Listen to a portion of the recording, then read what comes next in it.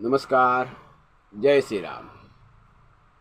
मंडळी, आज वटपौर्णिमा.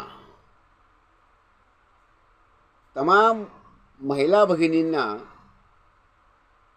एक नम्रतेचं आवाहन आहे की त्यांनी आज वटपौर्णिमेचं व्रत अथवा वटसावित्रीची पूजा अथवा व्रत करण्यापेक्षा, सती सावित्रीचं व्रत करण्यापेक्षा महान समाजसुधारक राजाराम मोहन राय यांचं स्मरण करणं हे अधिक अगत्याचं ठरेल, अधिक श्रेयस्कर ठरेल.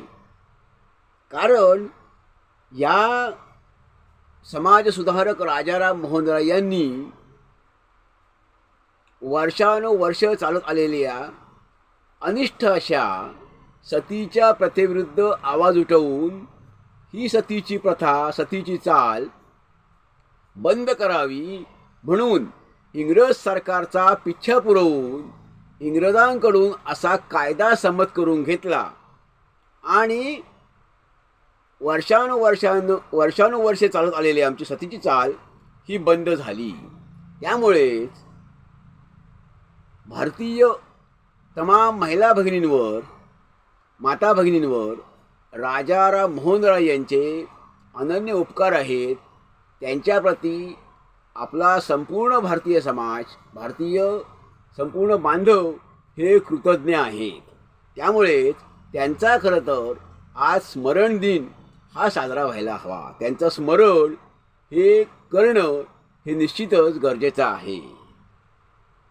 सतीच्या प्रथेची चाल त्याच्या विरुद्ध त्या काळात सनातन्यांविरुद्ध की ज्यांनी ह्या सतीच्या चालीचं समर्थन करण्याकरता दैवी अधिष्ठान त्याला प्राप्त करून दिलेलं होतं, अशा चालीविरुद्ध अनिष्ट, दुष्ट आणि महिलांवर सर्वथा अन्याय करणाऱ्या विघातक अशा चालीविरुद्ध आवाज उठवून राजाराम मोहन राय यांनी त्या काळात एक मोठी क्रांती केली.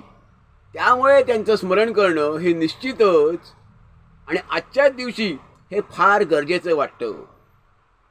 मंडळी, माझ्या एका सुधारक विचारांच्या मित्राने गेल्या वर्षी याच दिवशी वटपौर्णिमेच्या दिवशीच एक पोस्ट टाकली फेसबुकवर. त्यात त्याने एक चित्र होतं, वडाच्या झाडाला महिला भगिनी फेऱ्या मारतायत आणि दोरा गुंडाळलेला आहे. तर त्यांनी असं लिहिलं होतं की भारतीय स्वातंत्र्याने आम्हाला लोकशाही दिली आणि आमच्या लोकशाहीने म्हणजे भारतीय स्वातंत्र्याने आम्हाला अधिकार दिले. ज्याप्रमाणे सर्वांना अधिकार दिले, पुरुष मंडळी अधिकार दिले, त्याप्रमाणे महिलांनाही अधिकार दिले. परंतु महिलांना अधिकार मिळाले, हक्क मिळाले, शिक्षणही मिळालं, महिला स्वतंत्र झाली. हे खरी गोष्ट आहे आणि ही चांगली गोष्ट आहे, ही स्वागतार्ह गोष्ट आहे. परंतु तरीही ह्या परंपरागत आलेल्या आमच्या अनिष्ट रूढींना पायबंद घालण्या इतपत किंवा त्यांना हद्दपार करण्या इतपत बळ आमच्या माता भगिनींमध्ये कधी येणार आहे, केव्हा येणार आहे, खरं तर हे विचार करण्यासारखीच गोष्ट आहे. खरं तर ह्या व्रताचं एक कारण दिलं जातं, सबब दिली जाते आणि ते कारण सांगणारे म्हणजे फक्त समर्थन करायचं म्हणून सांगितलं जातं की आम्ही सती सावित्री व्रत नव्हे तर वडाच्या झाडाची पूजा करतो. आता वडाच्या झाडाचीच जर पूजा करायची आहे तर ती फक्त वडाच्या झाडाची का करावी? ठीक आहे, वडाच्या झाडाची पूजा करावी, पण मग अन्य झाडांनी काय केलेलं आहे? वडाचं झाड जसं आपल्याला सर्व काही देतं तशी बाकीची झाडं जी आहेत ती आपल्याला सर्व काही देतात, म्हणजे प्राणवायू देतात, सर्वच देतात आपल्याला काही. आपण हे सर्वस्वी या झाडांवर, निसर्गावरच अवलंबून आहोत. त्यामुळे खरं तर मग आजचा दिवस हा निसर्गाची पूजा करण्याचा दिवस असावा. आणि फक्त आजचा दिवस का? मग तर वर्षाचे 12 महिने निसर्गाचीच पूजा आपण करायला हवी. म्हणजेच आम्ही निसर्गाविषयी, निसर्गाप्रती कृतज्ञ असायला हवं. आणि हा कृतज्ञ भाव हा फक्त एक दिवसापुरता नको, तर कायम असायला हवा. कायमच निसर्गाप्रती हा कृतज्ञ भाव हा असायला हवा. कारण निसर्ग आम्हाला 10 हातांनी देतो आहे. त्यामुळे ही जी सबब आहे, हे जे समर्थन आहे या व्रताचं, हे सर्वथैव चुकीचं आहे.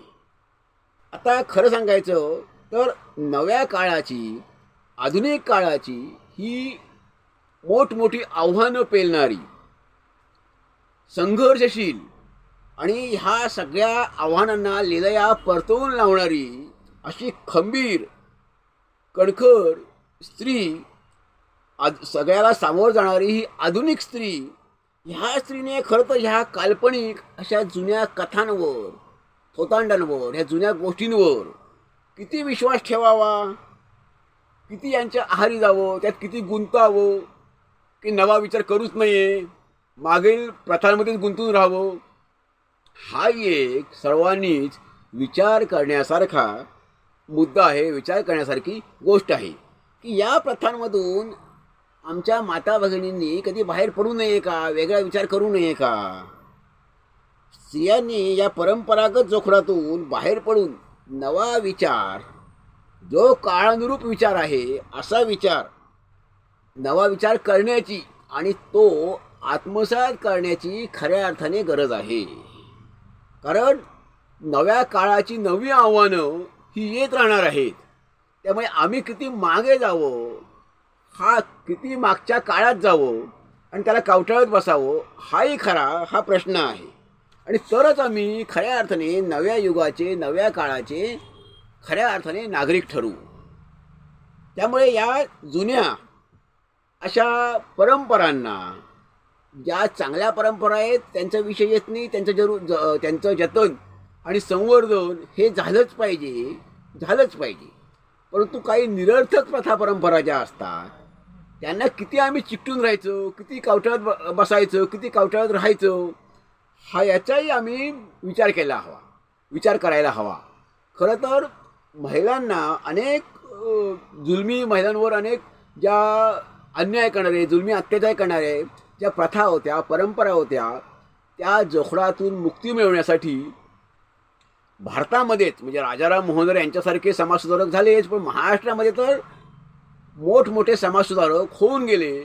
उदाहरणार्थ महात्मा ज्योतिबा फुले, सावित्रीबाई फुले, गोपाळ गणेश आगरकर, न्यायमूर्ती महादेव गोविंद नानडे, महर्षी धोंडोपंत केशव कर्वे, गाडगे महाराज, अशी किती नावं सांगावीत. ह्यांनी ह्या